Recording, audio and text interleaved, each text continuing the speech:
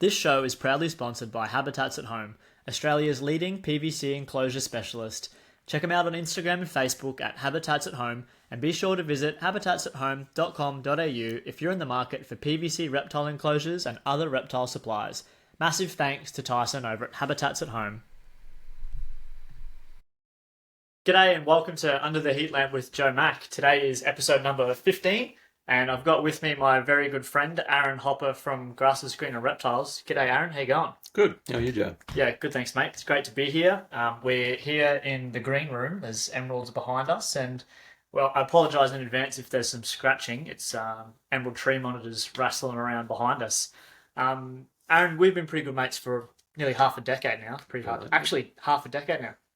Yep. Hard to believe. Mm-hmm. But anyway, for people who might not know you, would you like to just give us a rundown on your history with reptiles and who you are? History with reptiles is kind of quite similar to, I guess, most kids getting into it. Obsession.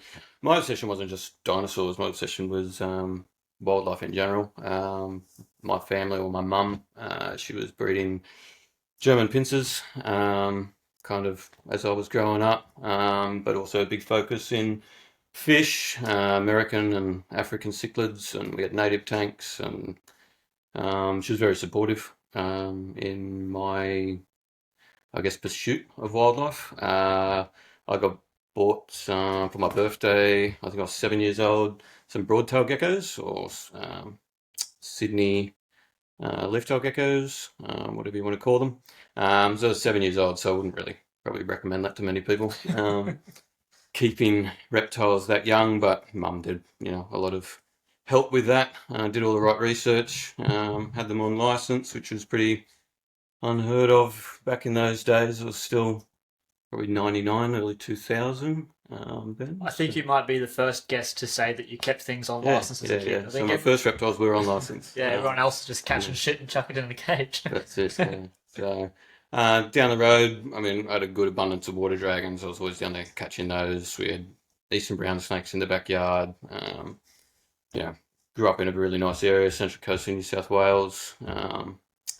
So it just spiked my fascination in wildlife in general. And then obviously getting those geckos at 7 years old, it kind of spiraled from then. We had the Australian Reptile Park just around the corner from us at Gosford, Taronga Zoo just down the road in Sydney. So I spent a lot of time obviously checking out the reptiles, reptile house. And then as I got older, I started keeping more various things, breadlike pythons, Mertens water monitors, water pythons, coastal carpets, other various geckos. Kind of had my hands in a lot of things. And then I kind of didn't go great in school. That wasn't my kind of thing. So I finished up in year 10, moved up to Cairns when I was 17, started volunteering at Cairns Tropical Zoo. Well, prior to this, I actually did a little bit of volunteer work at the Australian Reptile Park. Moved in with a bunch of blokes. Alex Mitchell, who's now head of reptiles at Melbourne Zoo. Bill Collette, who's back at the Australian Reptile Park, and that was a interesting and fun household. Did a few volunteer days there at the zoo, and also eventually ended up working at Cairns Safari Park. So there I was working with few different reptiles, but also a lot of primates, spider monkeys, ringtail lemurs, a few different species of macaque, and then other various bits and pieces. I guess that's kind of the start of it all. And then since then I've worked in a few different wildlife parks and zoos. I ended up leaving Cairns, ended up working at Alma Park Zoo, which unfortunately isn't around anymore. It's in Brisbane. In Brisbane, yeah. And I believe that was the oldest zoological facility in Queensland, like the first running park before, I believe, Flays. And then I moved back to Cairns, almost 3 years at Cairns Tropical Zoo, working with large crocodilians, a good exotic collection and native collection of reptiles. And then ended up moving down to Ballarat in Victoria, to Ballarat Wildlife Park. which has a good collection of exotic venomous snakes. I was working with 2 different species of rattlesnake, a few different species of other exotics. Again, more large crocodilians and a diverse native collection. Um, and then I got offered a pretty cool position back up here in Cairns to get the reptile section of a new aquarium up and running, which is now Cairns Aquarium, which is now your job. That's now my job, yes. Yeah, your job. So I did 7 years there, and now I'm taking a nice, needed break. Yeah, a bit of a hiatus from zookeeping. Yeah, I mean, I might still get back into it, but for now, I've got other stuff on my hands. That's right. It's obviously behind us and outside. Yeah. But so the zookeeping, what did you do? 17 years or 16 years? I think roughly maybe like 15 years. 15 Yeah, years. a bit of that's volunteer work, but yeah. That's a good stint in any industry, Yeah. let alone something that can be as challenging, I guess, mentally as zookeeping. So Absolutely. that's a good run. Yeah, it takes up a lot of your time, especially when you get into it when you're quite young, under 18. So a lot of sacrifices that were, I guess, made in that as well. There's a big bad world out there outside of zookeeping, so Mm. may as well check it out while we're still young. Yeah, true. Yeah, I should mention before I get too carried away, Aaron and I met because I applied for a job at Cairns Aquarium in 2019. I did not get that job, unfortunately, but it worked out pretty well in the end. About 6 months later, Aaron sent me a message on Instagram and said, what are you doing for work? Are you still interested in a zoo job? To which I said, yes, interested in a zoo job. What I'm doing now doesn't matter. And then, stayed at Cairns Aquarium for a few years, and then I went away and did some tour guiding. And then when Aaron resigned from the manager position, I basically stepped in to try to fill those shoes, which I've been doing now for 18 months, which has been awesome. Yeah, that's gone fast. Oh man, ridiculous! 18 months, it's crazy. Still figuring it out. Some days I've spent the whole day going, what the fuck did I do all day? Some days are harder than others. Some days are harder than others, but that's just like any job. I want to talk about the Central Coast a bit. Did you do much herping down there? Because from what I can see, the Central Coast seems to be, like, when it's on, there's just herps galore. Like, yeah, there is. Yeah. I've been back and done a little bit. But no, not so much when I was younger. I left the Central Coast. Short story is parents separated. We were kind of all in different areas. But when I left, I'd only just got my license, not even car license. I'd got my learner permit for motorcycle license, which may be a little bit more mobile. But no, I kind of missed out on the herping. I mean, I definitely got stuff in the yard, water dragons, land mullets, diamond pythons, eastern brown snakes. So still seeing stuff locally. Grew up in Avoca Beach, and seen the local sites. But no, not that much. I've done a lot more herping up through Queensland, overseas, a little bit out western New South Wales. Yeah, true. Any herping highlights stand out for you?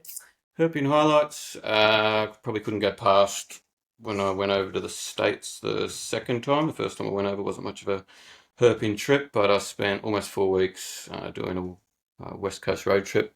Not all that was herping, but like a good 4 days was solid herping in Arizona, and we got over 110, 20 different rattlesnakes. I think it was like 6 or 7 species of rattlesnake. And it was probably some of the best herping I've ever done. Yeah, that's unreal. But I mean, I've got a true spot for rattlesnakes. Yeah. Definitely appreciate them, and I like all the North American kind of herpetofauna. So yeah, that's definitely a highlight. I've done a bit over in Southeast Asia. I did a bit of a trip up to Weipa, helping out Brian Fry, probably back in 2014 or 13. It was for a Korean documentary of all things. And it was on sea snakes. And again, we had a great night out there, and we got over 100 sea snakes, 6 different species. That's an atypical herping story. Yeah, absolutely. Not many people. You don't hear people find 100 snakes in a night, let alone 100 sea snakes. Well, people don't really go out looking for sea snakes. But No. You had a particular. But if you're going to Weipa's the place. Weipa's the spot. Yeah. Crocs and sea snakes. Absolutely. Yeah. Big sharks. Big sharks. Yeah. You've got quite a lengthy resume as a zookeeper. And we heard Will Kemp a few episodes ago talking about his time at Cairns Tropical Zoo. Mm-hmm. How was that overall experience for you coming into, I guess, maybe not the industry as a whole, but sort of, I guess, cutting your teeth at a zoo like that. How was that experience? It was good. I mean, challenging, but enjoyable. I mean, one of the best things I've taken away from zoos is the people. It's a diverse crew, always, especially when there's multiple different departments and not everyone sees eye to eye. But yeah, I enjoyed Cairns Trop. It was challenging in the way of, I guess it was my first real full-time reptile keeper gig. So getting around, working with a large collection of reptiles, and I guess working in with a routine and all your policies and stuff that you don't really think of when you keep things privately. Yeah, figuring out all how those things work. Yeah, but all in all, I mean, I was pretty confident and Yeah. enjoyed it. And the person Alex, who was my boss, I mean, I was also a mate with him for years before that as well, and housemates with him as well. So it all kind of meshed together, and it was a good workplace. From what I can gather, some of the stories you've told me over the years is it was just a really good group of guys together, sort of got shit done, some pretty wild stories, and Very wild stories in there. it's really awesome to see a lot of those guys, including yourself, go on to do some pretty impressive things. So from like, I guess somewhat maybe humble starts up in the wild, wild west of Cairns Tropical Zoo in North Queensland, moving on to be some of the the big names and true leaders in the zoo industry. It's pretty cool. Yeah. Definitely. And then moving on from there, Ballarat Wildlife Park was interesting. A few exotics and bits and pieces. Yeah, that was a completely different kettle of fish going down there for me and for relearning husbandry of reptiles, really. Moved down right in the middle of winter, so we went from 28-degree days here down to -6 degrees at night. We went down into a pretty rough winter. We had no electricity hooked up at the house.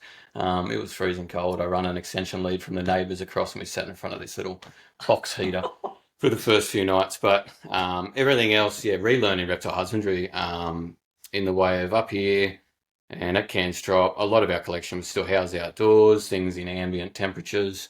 And then going down there where you're experiencing, frost nights and days that aren't getting above sometimes 3 degrees.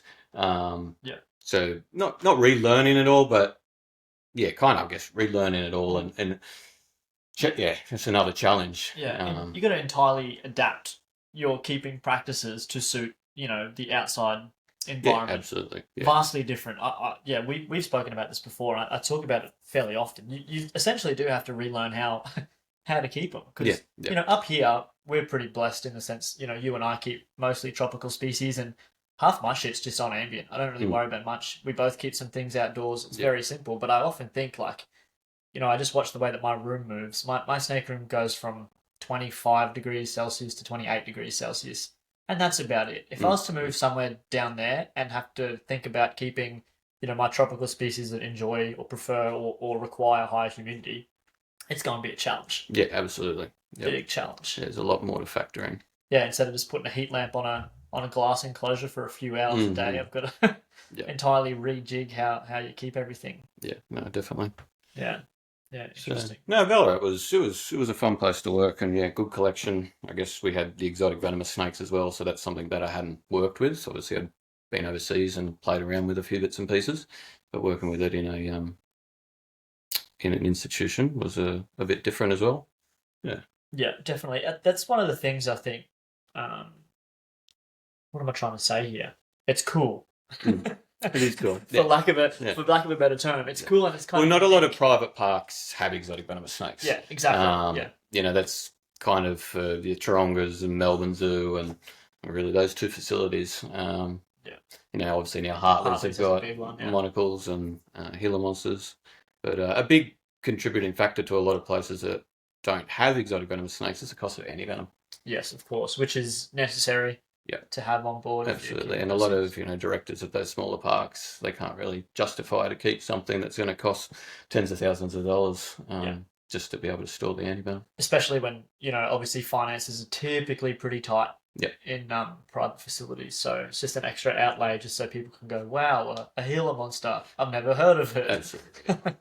I mean, obviously Gila monster is an exception because no antivenom needed, just suck it up and deal with the pain. Yes, for 18 to 72 hours or whatever it Something like that. may be. Horrific time. And then Cairns Aquarium building a facility from, well, not a facility. You weren't laying bricks, but you built. I'm no engineer. You built a collection from scratch. What did that experience sort of look like? It was interesting. It was interesting. We spent probably the first a couple of months in a shed in the industrial side of Cairns, just tinkering around, doing a lot of R&D. And we weren't inducted onto site for quite a while after. There was a lot of communication issues between contractors and builders and the aquarium itself, and the collection was housed off site at the director's house. So we didn't really have too much to do with it. He'd kind of planned a lot of the collection. We had a little bit of say in it. Big reason why I actually wanted to apply for the job and decided to accept the job was I knew on their species list they had emerald tree monitors, which obviously we'll get into a little bit later. So that was a big draw card to me. But yeah, we hung out in a shed, talk shit most days, didn't really do much until we ended up on site. But even then, we really didn't know what we were working with. Yeah. But yeah, it was fun. It was interesting. Would I do it again? No. There was a lot of stress in it all, and we had a very small amount of time, a very small window of getting things in there, set up, and opening. Yes, I think it was 2 weeks all in all of theming everything, moving things in, obviously playing around with all the parameters, making sure all the animals are healthy, but also all the displays are looking perfect. Oh, that's a lot.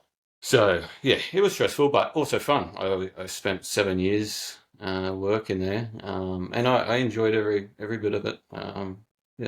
Took a lot away from it as well. Yeah, definitely. One thing, when people ask me, oh, how's it going at the aquarium? I say, it's good, it's air conditioned, which is one of the main things. I think, we're a private I definitely miss facility. that air conditioning. Yeah, there's not too many reptile keeper jobs up where we are that's actually indoors. No. Most of it's out. Well, I remember working at Cairns Drop, and you could go through 3 shirts in a wet season, because you'd be doing a snake show, a crop show, then you're working, and you're literally saturated. So whether that's the rain or just working in sweat, 80% humidity. Yeah, there's 2 things I love about the aquarium. We work Monday to Friday, and it's air conditioned. Yeah. And as a reptile keeper, you really can't ask for much more than that. Not at all. Yeah, so you said before, just off camera, that you were saying, so you kept a bit when you were a young fella, and then you sort of moved away from private keeping. Was it? It was, well, I guess I was keeping stuff before I moved up to Cairns. Obviously, then I sold on all that because I didn't know where I was even going to end up. I was kind of doing it all on a whim.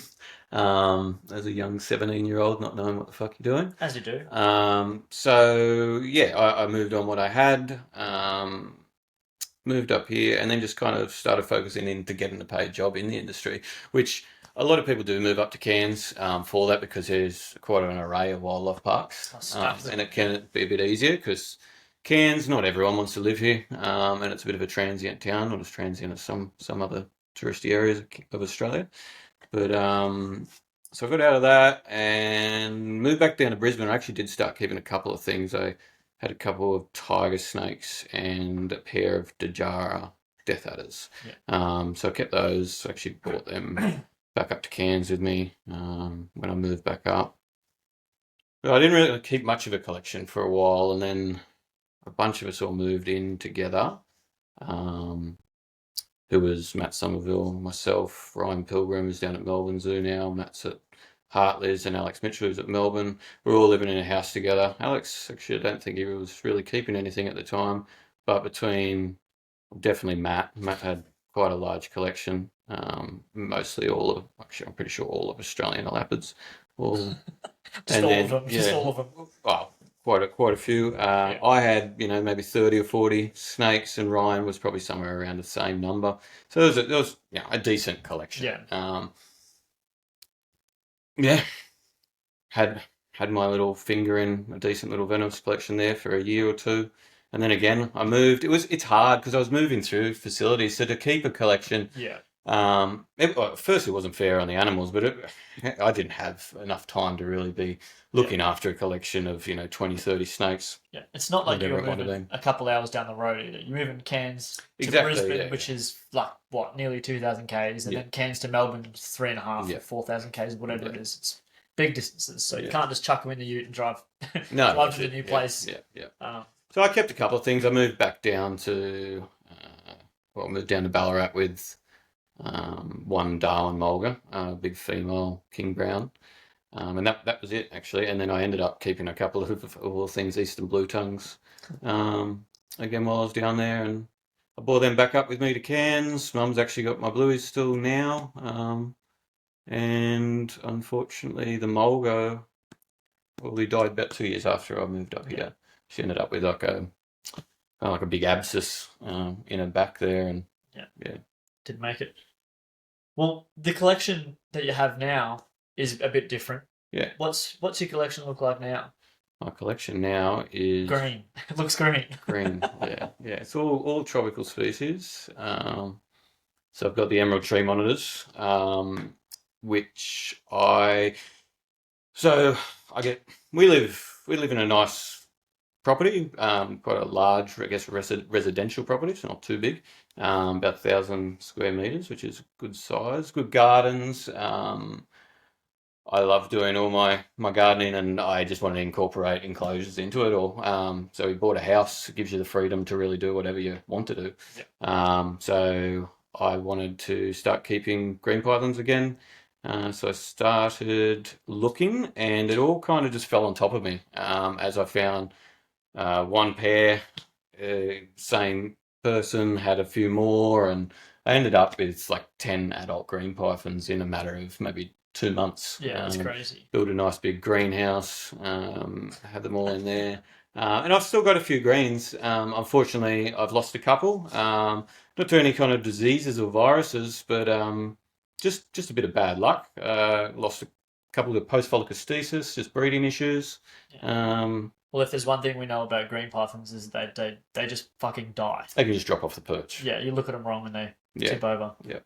So I still got a few adults, got a clutch of eggs in the incubator this season. I've definitely taken a break from breeding greens. It hadn't been a huge focus because I then, out of the blue, got offered the Emerald Tree Monitor project from Joe Ball, which thank you, Joe, for offering that to me, because emeralds have held a real big part in my heart. They're a species that I've always wanted to keep since I was a kid. I can't even remember where I seen it. It might have been on like Aussie Pythons forum or something like that when I was like 15 years old, and there was rumours that you could keep them in the country. And from then it just spiked my interest. Yep. And I always wanted to keep them, and I was always going to keep them.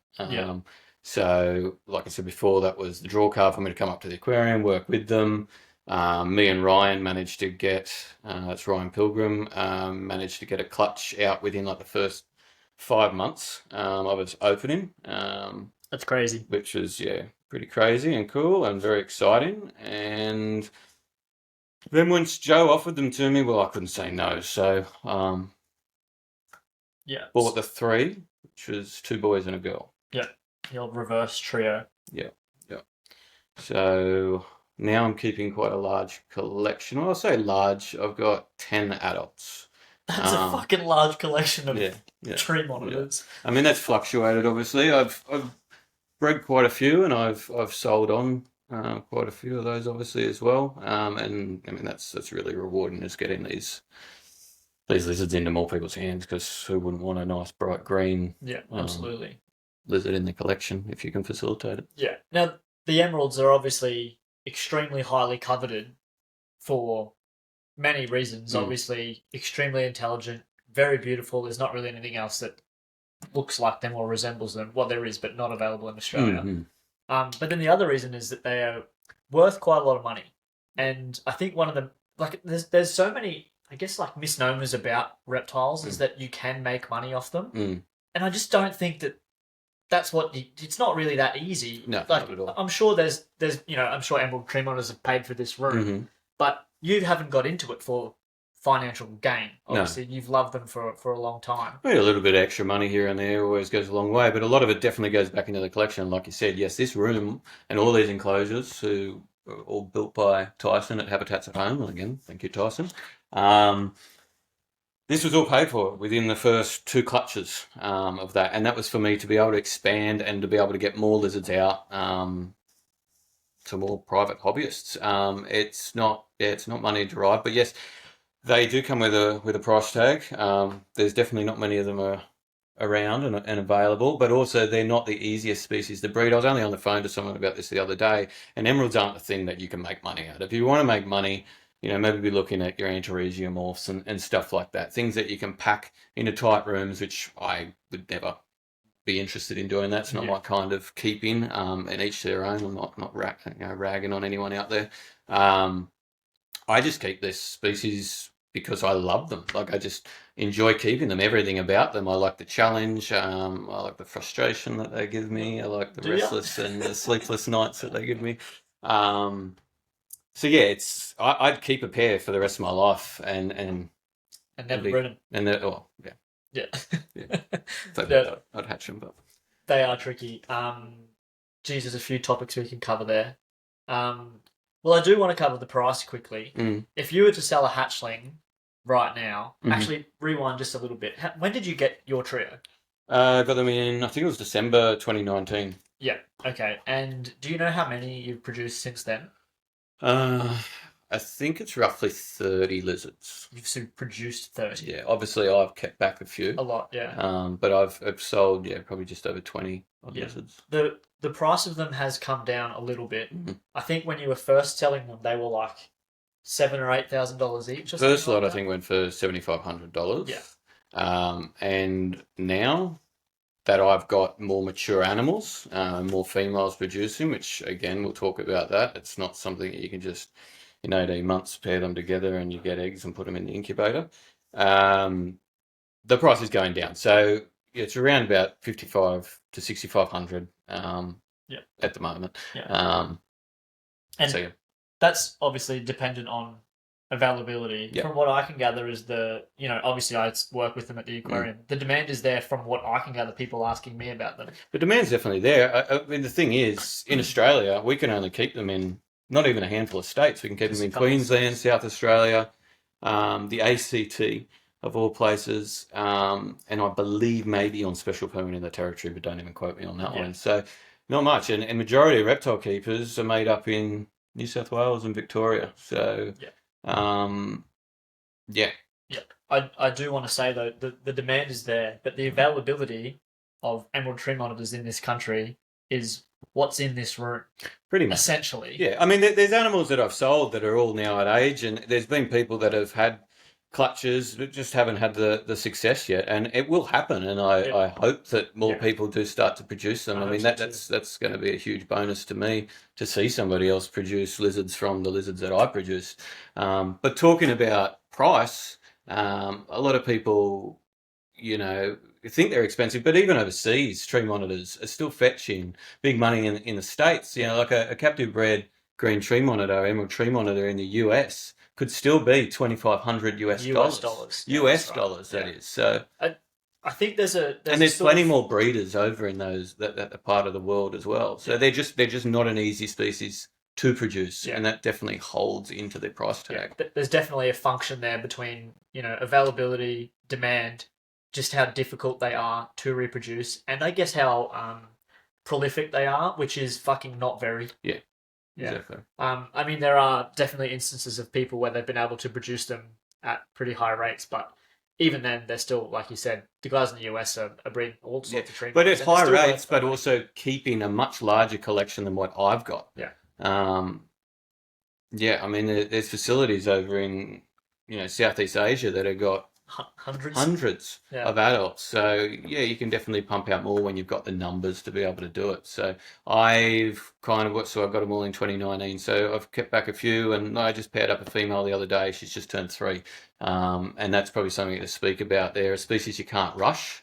I've heard of other, breeders overseas, and definitely taken on that advice, is really not be pairing up anything under 2.5 years of age. But I push that a little bit further, and I won't pair anything until it's about 3 years of age. And you might even see them go through cycles before that, but I think it's healthy that they go through a couple before they're paired. I mean, obviously, you're trying to control that nature, but you want to make sure that they're at a good size, good age. You don't want to risk anything with a species that is so few and far between in our country. So, And I think what's important too sometimes, like especially I've noticed with girls at work, sometimes when they lay their eggs, it is a huge, cost to their body to lay them. it's hugely They look taxing. Yeah, they look like they should be dead. yeah, You give them a drink of water and they drink for minutes straight. yeah, So yeah. if you were to put something through that sort of, well, essentially trauma when they're too young and not, well enough developed, you could That's push them probably over where the you're going to edge. see issues like egg binding and other bits and pieces, post-folliculostasis Yeah.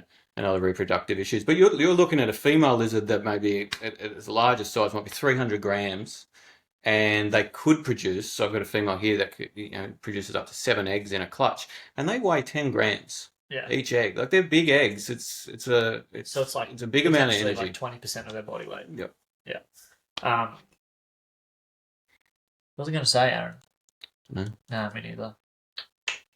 We'll talk. Emerald tree monitors are a pain in the ass, I reckon.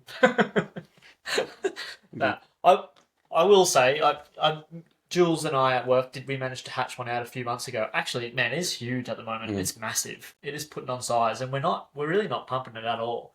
But we're stoked to have hatched one. I think we've had, since I've been back at the aquarium in the last 18 months, we must have had 20 eggs, Yep. maybe 24 eggs.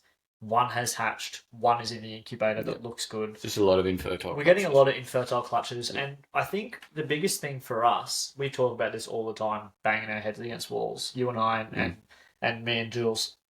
I think our issue is nutrition. I just think we're not quite getting enough calories or the right calories into them when they are going through those events. Yeah. But we've got, the way that we're keeping them, we tried keeping them in pairs back a house, but I think the aquarium's a big, noisy building. There's slamming doors, Water running everywhere. water running, whirring pipes, all sorts of things. Where we've had our most success breeding them is on display in our big enclosure that you obviously know very well, but for anyone listening, it's like 4 meters by 5 meters by 3-ish meters tall. Yeah, we so usually, a very large bedroom. Yeah.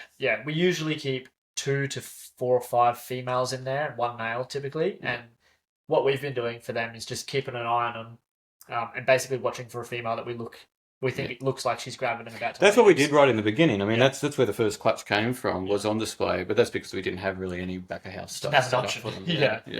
But it worked, and it worked well.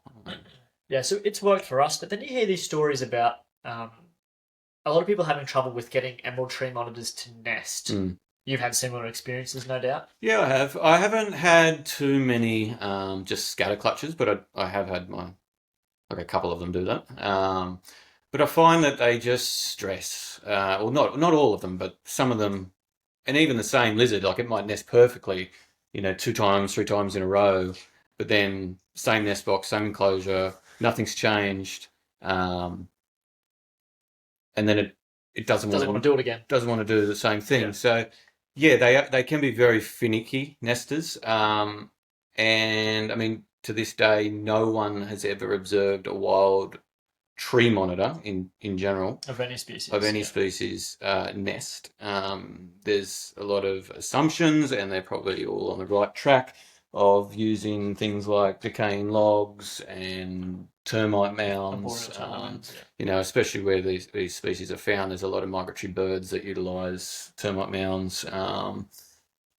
So potentially, but I can't really see them going all the way to the ground and laying their eggs down there unprotected. They very well may, and they do. I mean, they come into these type of nest boxes, but I find that they also like to use nest boxes up high.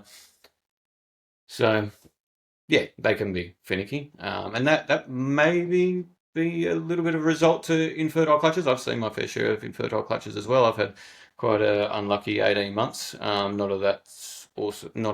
all of that's just been the lizards. I think I've had a bit of a disruptive 18 months myself, so I haven't been as invested as what I had been the years before that. But I'm seeing some good success now. We've got a good amount of eggs in the incubator. We've got 10 eggs in there now. So fingers crossed they all go the way if you're not far from hatching.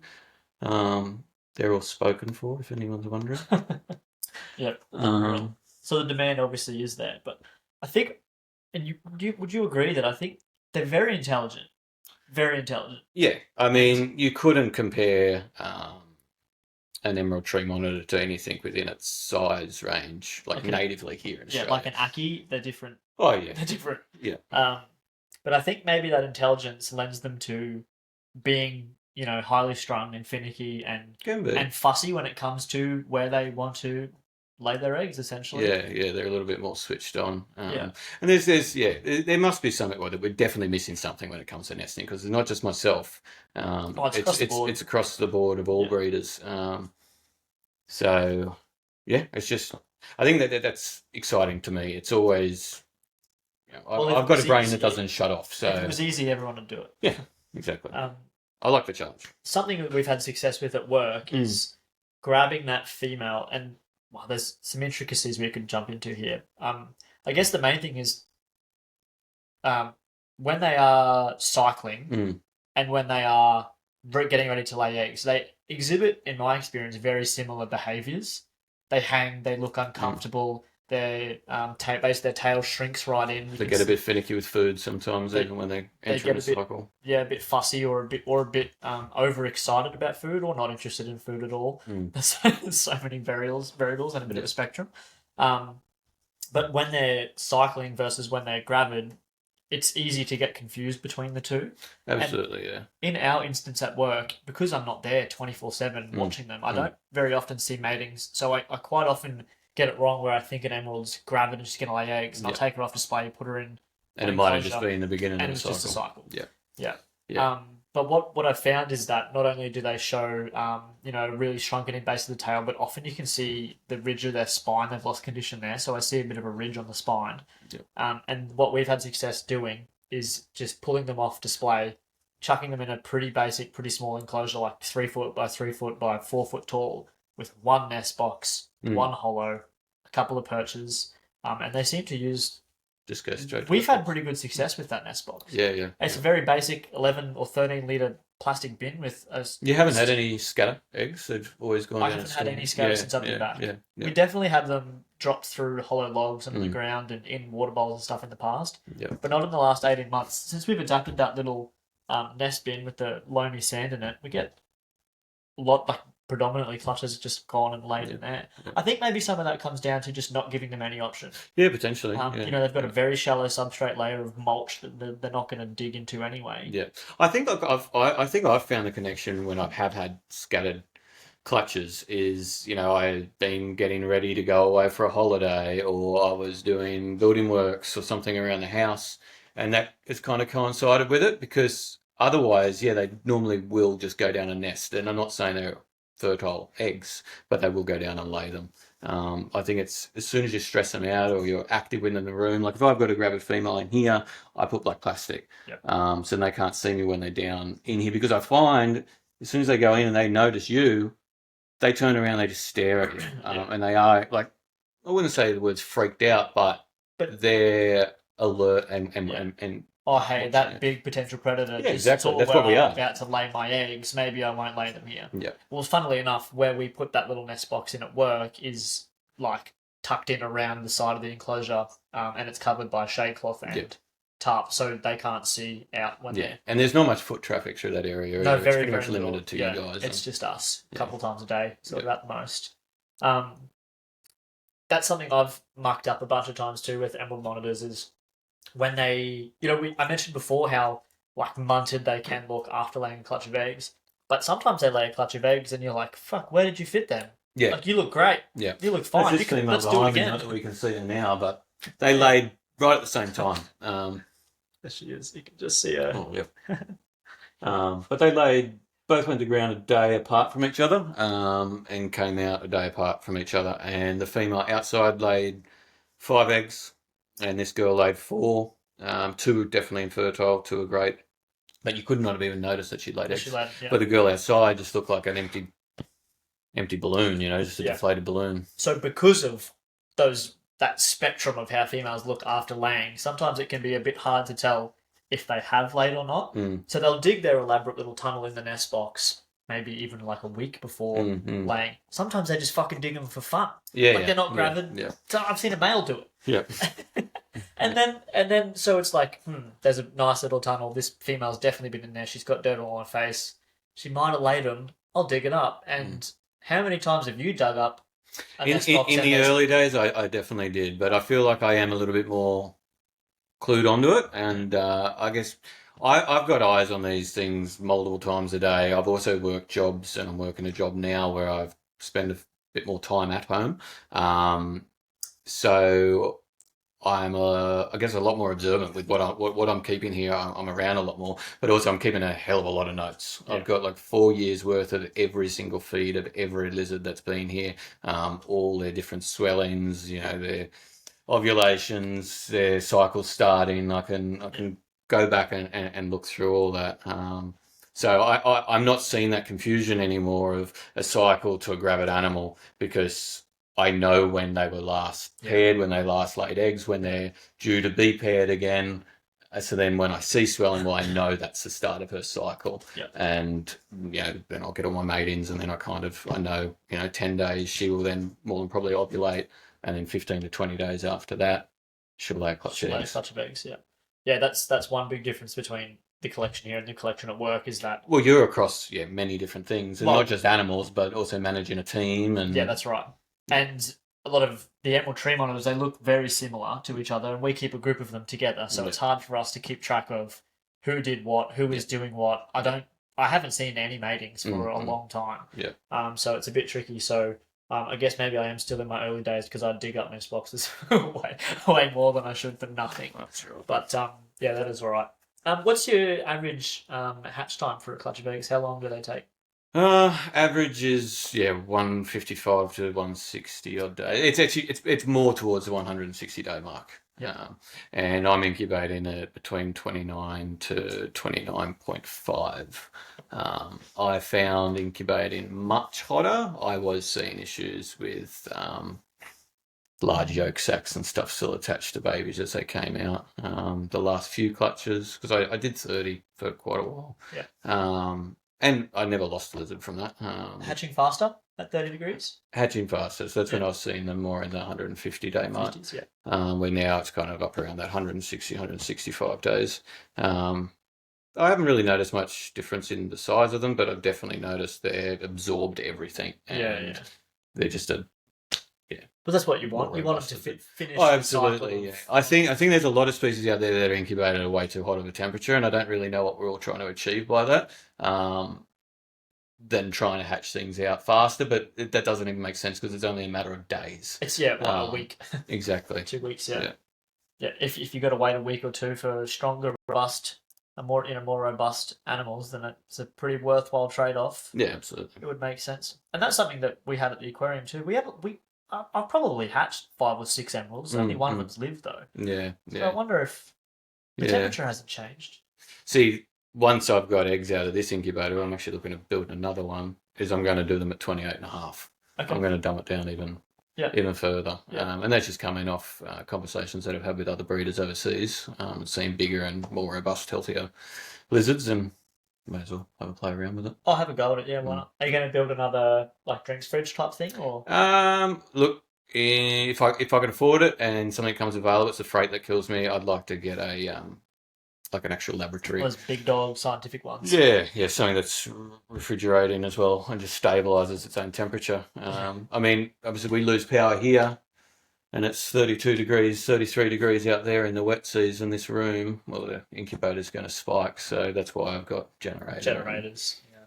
Which is something that you really can't skimp out on if you are breeding animals at a certain level. You've got to have contingencies, and losing power up here, we lose power. Oh yeah, several times a year, even and for days at a time. Yeah, even if it's just for planned works, you still have to have that contingency there. Yeah. Or like the other day, idiot hit a power pole, snapped it in half, and dropped the power out here for 5 hours. And I was lucky to be home. Lucky you were home. Yeah, otherwise, you've got govies and things too. Yeah. We still get all the alarms to the phone, but I've got a Sparky coming around soon, and we're going to put a new switch onto the side of the house, which then I can just literally plug the Jenny in, and it'll power this whole room. Yeah, so. That's awesome. Yeah. How do you feed your adults? Uh, You feed cycle females? no, I generally don't. I've played around with mist cycling, so inundation of water and drying them out, or drying them out and then hammering them with water. And it does work, but I haven't really needed to. We live in Wet their tropics. natural environment, so I find this time of year outside's great, and I've had most of my amount of luck breeding them outdoors. Yeah. And I'm seeing good success in the last couple of months. Like we've got another gravid female outside now. I've got another pair going as of yesterday. I still have got nest boxes out there, temperature control, because our temps are still dropping down Get to cooler like at night, 20, yeah. 19 degrees at night, where I find that they need a temperature around about that 27 degrees, 26 degrees To lay their eggs. to lay their eggs. Yeah. That just seems to What they want. what they're comfortable with. But yeah, what was the question? I already forgot. No, I was just gonna get onto the topic of how you go about pairing. When do you decide to pair? What do you do leading up to a pairing? I've been leaving. So historically, I was looking for the signs of the female. So I'd see that mid-body swelling hanging from the wall, and I'd grab a male, throw him in there, and I had actually pretty good luck with that. And I think I was really just it was just luck. Now I'm going off previous clutch that she's laid, counting the weeks, repairing, and then allowing them to do their own thing. And normally within kind of 2 or 3 weeks, when she's entered a cycle, we see good success with mating. And How many weeks after laying a clutch? I will pair them back up around about 7 or 8 weeks after, Yeah. and then you start to see mating anywhere from 8 to 9 to 10 weeks after. Yeah, sometimes earlier. It really depends on the condition of the animal. And if you've paired them, do you just continue to feed as normal? And Yep. what's your feeding regime look like? Feeding regimes, well, again, it's all a lot of my collection's outside, so it's weather dependent. Yeah. But if we've got good days and it's not cold for here, it still can get cold, or rainy, I'm feeding maybe every 3 to 4 to 5 days, it's depending. Obviously, I don't feed the males as much as the girls, and I guess I do feed a little bit more if I want a female to enter a cycle, but I don't really think about it all that much. So, yeah, I don't really overcomplicate that side of it all. That's good. Yeah. What are you feeding? I try and keep it pretty diverse. When I was at the aquarium, I was feeding a lot more stick insects because we were breeding a lot There's more lots there. of stick insects. You've got a fear of inverts or something, but I don't like inverts. Half the emeralds are fucking scared of phasmids now. yeah. You know what? I found they can be fussy with eating them, but I just like throw them in front of them and they get that reaction and smash them. Yeah, that instinctual bite. Yeah. Yeah, grasshoppers. I will every so often I will collect stuff from the yard, but I will hold on to it for a few days to make sure that nothing's been sprayed. Obviously, I don't spray anything on my own property, but you never know what your neighbours are doing, and I don't really recommend it to other people, but that's what I do. Otherwise, I feed out dubia, crickets, superworms, and then in the way of higher protein sources, quail. Quail is probably like most commonly fed out in that kind of thing. Fuzzy mice, a little bit of chicken heart and chicken gizzards. Yeah. But that's all just here and there. Oh, quail eggs, I'll boil those. But that's not a common feed. Yeah, I was going to say at all. And most of the often- males don't really get any of that kind of stuff either. So what? It's bugs, Pretty much bugs. Like all up 80%, it's Okay. bugs. and then what did you say? Like you feed like every 4 or 5 days or something. Yeah. Yeah. Yeah. Yeah, it checks out. Like I know, at least back when I started at the aquarium, your feeding has changed a lot. Because remember at the aquarium, we were feeding A lot more. and we pretty much only had crickets. Yeah. So But also we had a real large exhibit and we were throwing a lot more of those out. And you don't know, like we were tong feeding a lot of things. Yeah, but don't always have the time to. So I tong feed everything here. Yeah, and then keep notes of it all too. Yeah. Inside, it's a bit different. I might put in some deli cups and feed out of those, like with dubia and that. But outside, for anyone that doesn't know the wet tropics, we have these horrible little bastards called green tree ants, or green ants. And as soon as there's an available food, or you've left a little bit of quails being ripped up and left on a perch, they just swarm. Now, they don't really affect the lizards in other than they just are annoying. They get all over them. And so I can't just leave food out there. So everything is all tong fed, which is very, very time consuming. For me to go through and feed my collection, it's 2 hours worth of, sometimes even more, of tong feed and everything. And then again, I write down everything as I go. So, yeah. Which you could almost lend not entirely your success, but probably some of your efficiency to those notes.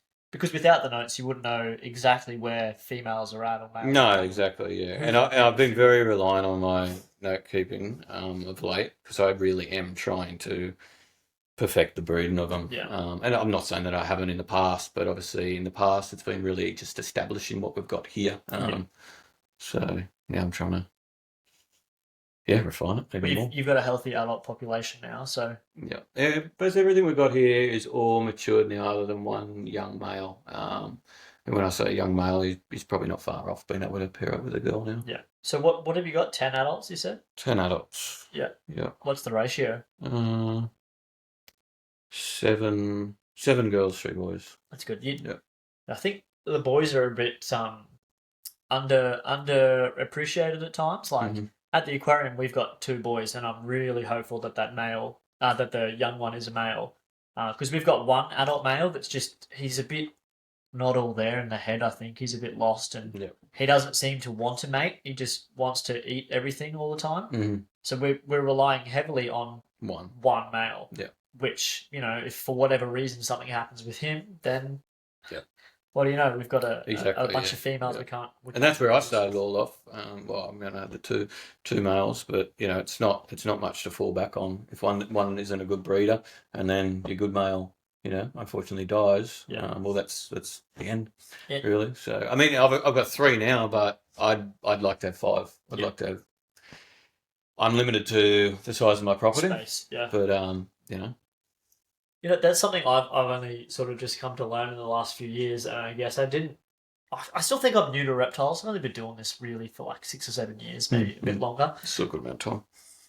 Yeah, but I've probably accomplished a fair bit in that time. But something I didn't realise was there was like genuine issues with compatibility. Like just because you've got a male and a female of the same doesn't species, mean they're going to mate. Yeah. Actually, I learned that was Rob McLeod when I wanted to breed albino olives a few years ago. He just said, you'll know if you've got a compatible pair within minutes of putting them in there. And I put them in and they mated within minutes. And I was like, okay. He basically said if you don't have a compatible pair, they'll just never mate. Yeah, right. Yeah. And that can be across the board for a lot of reptile species. Yeah, definitely. Well, not just reptiles. Yeah.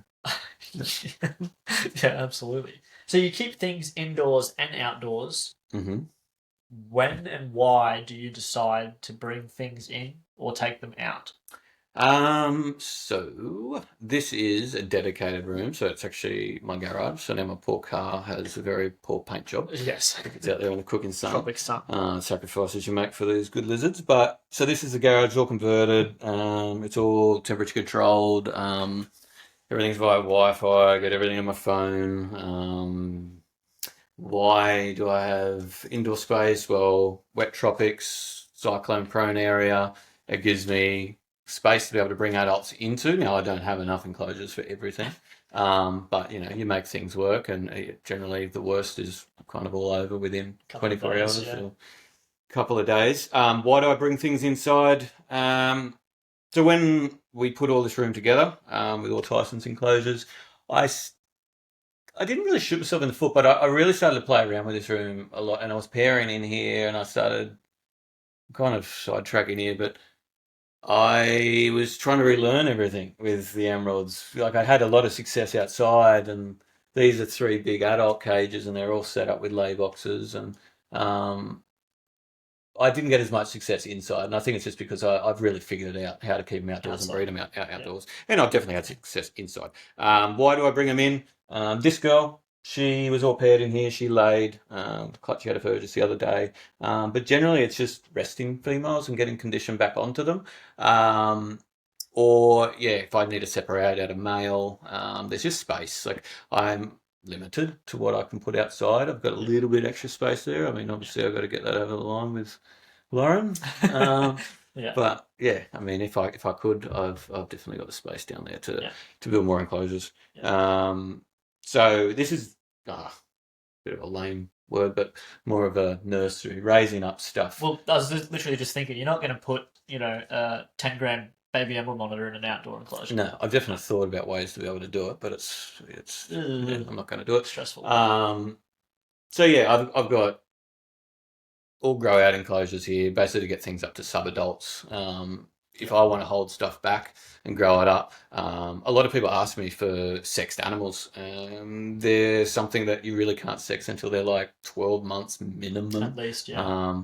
of age to really gauge what they are. 12 months to take a guess. Yeah, to take a guess. And that's a lot of lizards to hold back just to be able to sell a single male or Yeah. female or a pair to somebody. So, yeah, this is space to grow everything up and also space just to be able to bring in adults and for extra breeding. Yeah. Oh, yeah, obviously we can get really bad weather and I'd need to bring in a gravid female inside. Well, that's right, yeah. If it's shit weather outside and you want to feed something or you want to keep condition on something, got a girl that's just laid, you bring her in here and you can control and maintain whatever you need to in here. Yeah. Yeah, it's good. It is an awesome room. I guess for anyone listening, it's a fully blacked out garage with a bunch of custom PVC enclosures in here, fully climate controlled, incubator, a big fuck off Grass Is Greener Reptiles sticker. Yeah, it's awesome. There used to be a couch in here too, but used to be. yeah. Now it's got dubia colonies sitting there. Yeah, Might move outside one day. I'm a bit maybe privileged or maybe overexposed because most of the time when I come over, I don't even come in here. Mm-hmm. Yeah, I guess we'll catch up for different reasons. Yeah, that's right. It gets a bit like Bit that. exposed to it all. Green pythons. Mm. Got a clutch this year. Did. It's exciting. Mm-hmm. Maybe. We'll see. Got to hatch them. You don't count them before they hatch and all that sort of shit. So this female, I paired her up. Same pairing. Mustard male over her. She's a mite phase. Horrible name, but she is heavily melanistic, I guess. Melanistic. Yeah. That's what we call it, melanistic. And that clutch that was in 22, they failed pretty early in the incubation within the first 2 weeks. So I got 14 eggs out of her this year. Her last clutch was 8 or 9 eggs. There's 5 still good looking eggs. Still looks good, yeah. So I've thrown out a couple that have gone really bad. And then there's a couple that have got a little bit of fur on them, but they're still looking all right. So I'll be happy with one at this stage. Like I said to you, I've put a lot of my time into the emeralds, and the green pythons are more of a passion thing. Yeah. Also the emeralds, but it hasn't been a huge priority in me breeding them. There's other people out there breeding green pythons. Yeah, but I guess one of the major things there is that the emeralds just take up so much fucking time, space, brain space. Yep. Like you can't. Yeah, the green pythons is fucking. Up here, we can just pretty much chuck it in a cage that's got the right conditions. And I mean, for us to go away for a simple 3 or 4 days, I mean, you know how it is because you're generally the person I call to come and look after everything. You and Jules, so thank you again for that. Yes, of course. Because we wouldn't be able to have holidays without you guys. Also, my mum, I'll give her a shout out because she'll come up here and she's a work superstar. from the home and look after everything for as long as I want. Yeah, I need. So yeah, it's a lot, but I wouldn't have it any other way. They kind of keep me humble. I've got a bit of a crazy brain and I need something to be able to do and keep me grounded. And they keep you busy. They definitely do that. Don't have time for a crazy brain. You got lizards to take care of. Yeah. You said something to me the other day that I thought was awesome because, as you know, I've been going a bit green python crazy and getting my head wrapped up in it. Mm-hmm. And you just said they're just snakes. Yeah. Because I was trying to, I can't remember what I was fussing about. Something. You're like, they're just snakes. I was like, oh yeah. Well, you can't do it. Are. You know, it lays a good-looking egg as long as your incubator's setting on a good temperature and the egg box is how it should be, which is enough information out there. You can't do anything. You can't do anything about it. Put it in there and hope for the best. Yes. So obviously keeping an eye on it. That humidity isn't building up too much and no droplets are getting on there. But a good egg is a good egg and a good egg will hatch. And if a bad egg won't hatch. Yeah. So I think there is something maybe to be said for I've seen some pretty feral looking eggs hatch. Yeah. But I think there's something to be said for everything that happens up to that point. Like, they're just snakes, but there's some groundwork that you sort of have to put in some base level knowledge. Oh, absolutely. Yeah, they're not just a carpet python or a brown snake that you can just put the two together on. Fucking, you saw the other day. Did I send you a Yeah, video, a Dugots. pair of my Dugots, and I put the male in, and literally like 90 seconds later, he sniffed her out, Yeah. chased her around the cage, pinned her down, and had her locked. And I have no doubt that she will lay a fertile clutch of probably 15 eggs, Yeah. and then probably double clutch 6 weeks later. Yep. Another fertile clutch. So you So could probably just put the clutch on a pile of leaf litter and put it in a cupboard. Cupboard and hatch. Yeah. Gwen would love it. Yeah, if anyone wants Dugots, please feel free to reach out to me because I'm unsure if I'll even hatch any of those eggs. But we shall see. But holy dooly, we're at an hour. Anything you wanted to cover? Any more Emerald Tree Monitor talk? What else can I get out of here while we're here? Really? Well, the emeralds. What about their attitudes? Do you do anything in terms of handling, training? No. Is there just a spectrum of temperaments? Yeah, there is a spectrum. I find most of them they're not scared at all. They're actually they're everything other than that, but a bit standoffish would be kind of what it is. Like you couldn't just walk in and pick one up, like, and it'd be fine. I've got one lizard that I put no work into, and she's as hand tame as you could imagine. She'll jump straight out on you, walk all over you, you can walk outside, she won't leave you. Yeah. And I did no work to that lizard. She just decided to be like that. I see other keepers overseas, like Parker Steen. He puts a lot of work into the babies and gets them quite hand tame. And there's people out there that would like a lizard like that. Have I had the time to do that? No. Have I thought about it? Yeah, I think so, because I think there's people out there that would like a lizard, a nice bright green lizard that would just jump out and interact within its, capabilities. But I guess there's always a trade-off there. Like, is that worth your time to do that? Not at this point, no. I'm just trying to produce lizards, get them out there, and get more into the hobby and really secure them in the region. So that's a big part. Temperament-wise, I mean, the males, once they know that you're onto them to try and catch them and move them, they can be interesting lizards. I've definitely had males run at me, mouth open, trying to bite you on the face and ears, and they've got a good attitude for a small lizard. They run at you as if they're a big lacey or something. Yeah. Had a few bites? Yeah, I've had some unpleasant bites. Yeah. I've bought myself to start to wear gloves because I'm sick and tired of having my fingers ripped open. Yeah. What's a bite like? Horrible. Yeah. Yeah. Is it quite large teeth for a small monitor? Like monitors have got big teeth, but they got big teeth. But they're next level too. They're just so sharp. Yeah. Like big daggers. They're designed to crush straight through katydids and big grasshoppers and hold onto them. It's not like something a bit more terrestrial, like an Aki or even a Spencer's or something like that. These once like a male bites you on the finger, it's hitting your bone. Like, it's lacerating.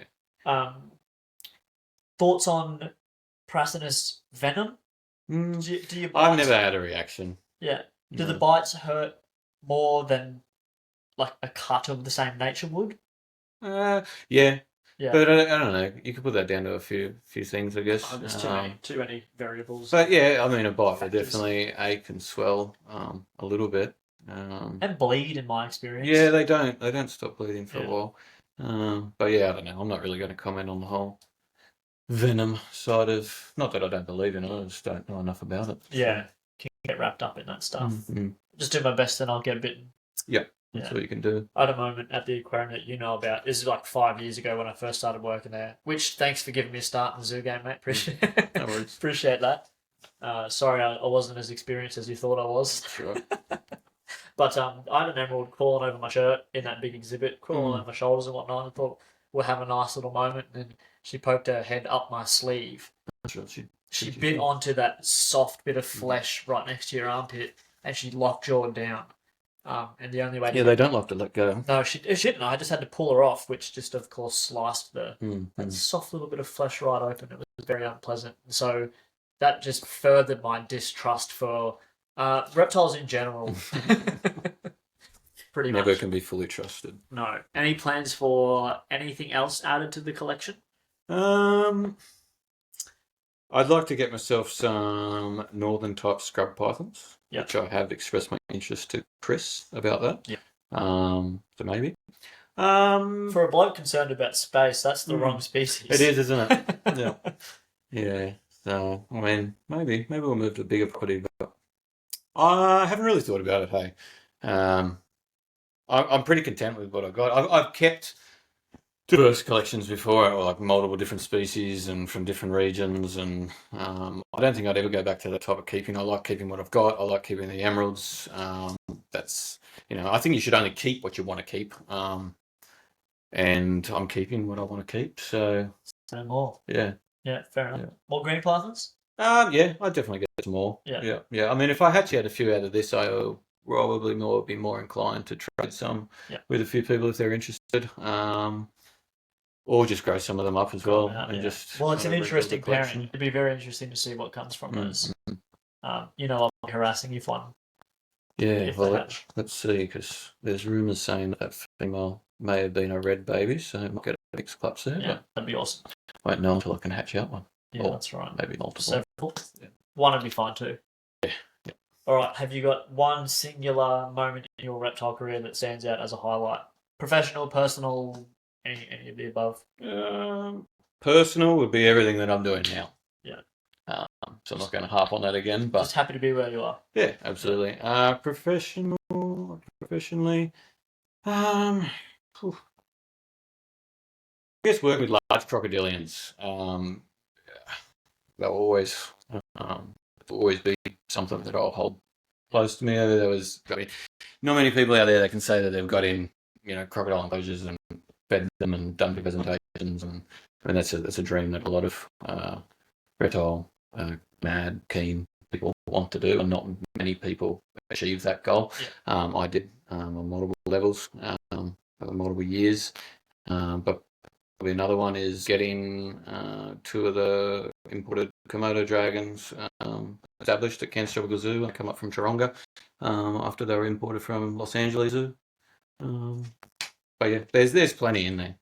Working with exotic venomous snakes, working with all the many friends and colleagues over the years.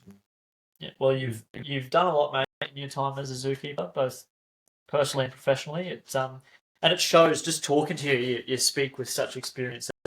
It's been a privilege to have you as a mate, mate, and many more years to come. Many more stories, many more herping stories. A couple of yarns, yes. Yeah. It's always a privilege coming here too. So thanks for allowing me to come over, and thanks for doing the podcast as well. No, you're welcome. Last question. If you could keep any reptile from anywhere in the world, what would it be and why? Don't say emerald tree monitor. And it would be another tree monitor. I'd like to, but what would it be? Probably. I can't list just one. It would be Asian species of arboreal pit vipers or South American species of arboreal pit vipers. I like all those. Give us a species.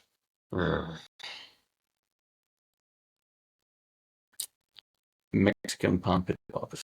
Good. Yeah. Really like it. Yeah. There's some funky little tame vipers from ridge-nosed rattlesnake or so good. banded rock rattlesnake. So one of those small little montane species. Yeah. Very good. All right. Well, for anyone looking for you online, whereabouts can they find you? I'm better on Instagram, but I'm also on Facebook. Just Grass Is Greener Reptiles. It's grass_is_. Greener_reptiles. Yeah, there you go. Which is such a great. Yeah, I need to change that. But it's such a good name. Yeah. Grass is greener. You've got green animals. It's green in Cairns. There's a festival in Cairns for a while called Grass Is Greener. It was, yeah. I don't know if that still happens or not. I don't think it does, no. It's a good name. I like it. So yeah, Grass Is Greener Reptiles on Instagram and Facebook. That's where you can find me. Happy days. As always, thanks very much for listening. Feel free to reach out to me on Instagram at jonac.uthl. If you enjoyed the content, please consider liking, subscribing, and following along. Cheers. Remember to check out habitatsathome.com.au or Habitats at Home on Instagram or Facebook for all your PVC reptile enclosures and reptile supplies.